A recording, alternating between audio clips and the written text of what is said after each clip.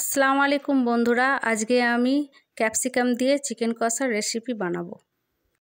চলো শুরু করা যাক।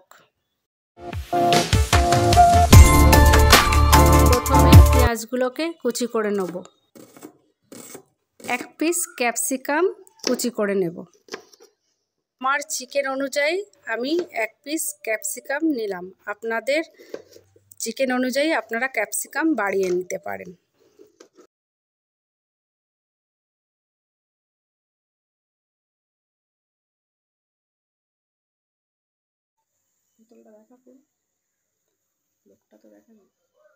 প্রথমে আমি পেঁয়াজটাকে ভেজে নেব।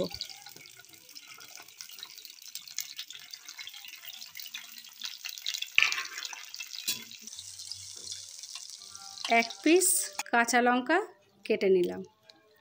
পেঁয়াজটা ব্রাউন হবার পরে ক্যাপসিকামটা দিয়ে দিলাম।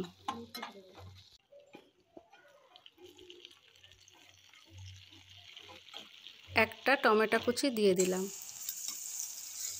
তারপর একটু নেড়েচেড়ে দিয়ে চিকেনটা দিয়ে দিলাম।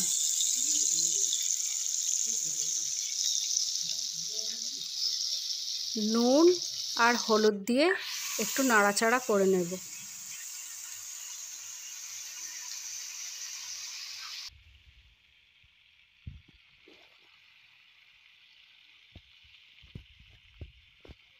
সামান্য একটু পানি দিয়ে দিলাম যাতে মশলাটা ধরে না যায়।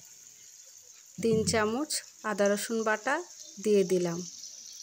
সামান্য একটু লঙ্কা দিয়ে দিলাম। এবার আমি জিরে মরিচের গুঁড়া দিয়ে দিলাম আর একটু গরম মশলা দিয়ে দিলাম। কষিয়ে ঝোল দিয়ে দেব। শেষে গরম মশলা ছড়িয়ে দিয়ে বন্ধ করে দিলাম। এরপর সার্ভ করে দেখি কেমন হয়েছে। একবার হলেও বাড়িতে বানিয়ে দেখবেন, আশা করি ভালো লাগবে। অবশ্যই আমাকে কমেন্ট করে জানাবেন কেমন হয়েছে রেসিপি। আল্লাহ হাফেজ।